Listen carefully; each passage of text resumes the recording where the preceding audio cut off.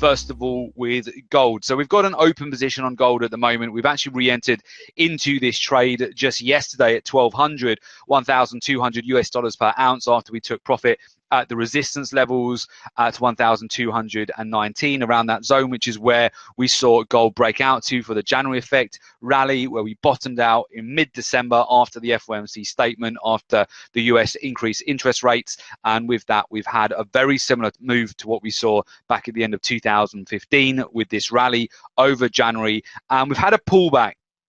If I explain it to you in the context of what we're looking at the moment, and for those of you who've been following us for a while now on FX Street, you'll be very aware of the updates which get provided possibly via YouTube, Twitter, and so forth. And last week, the previous week, we talked about gold that we expected to decline back towards the 1185 zone. Then we saw that. And then last week, we talked about where we were looking for gold to potentially come back and here pull back towards the 1180 to 1175 zone, which was the 50-day moving average and the lower end of the trend channel and an important Fibonacci level. We bounced off that level last week, and since then, we bounced off that level on Friday, formed a bullish rejection candle into the close. But this week we've had follow through. And now we have confirmation that that was just very simply a corrective pullback within an upward trend. We've bounced off this key level of support. We've seen additional confirmation over the course of this week, broken and closed above Friday's high, had another close above Monday's high on Tuesday.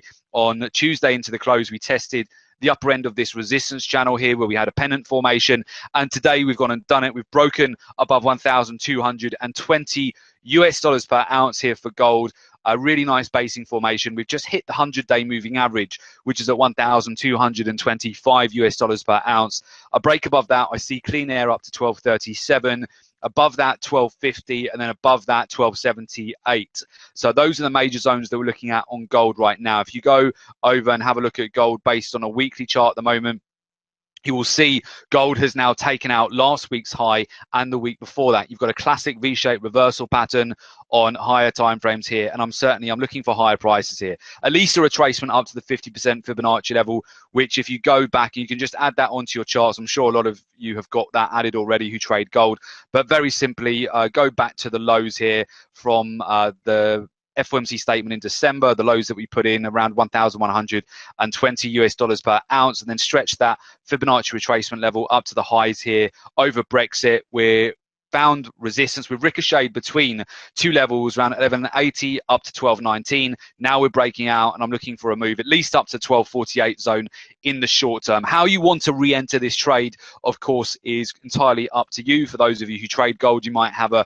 position on already, but certainly we've got a trade on at the moment, and we're looking for a breakout towards that zone at the moment. If we get a close above 1,220 US dollars per ounce, it bodes very well for gold here in terms of upside momentum. We've got the potential to break out significantly higher in the coming days. Now, the wild card could be non-farm payrolls tomorrow, and possibly we'll see profit taking ahead of that, which is quite usual to see some sort of profit taking if we've seen a rally prior to that. But then non-farm payrolls could be a catalyst again for additional moves here on gold, the precious metals, for further breakouts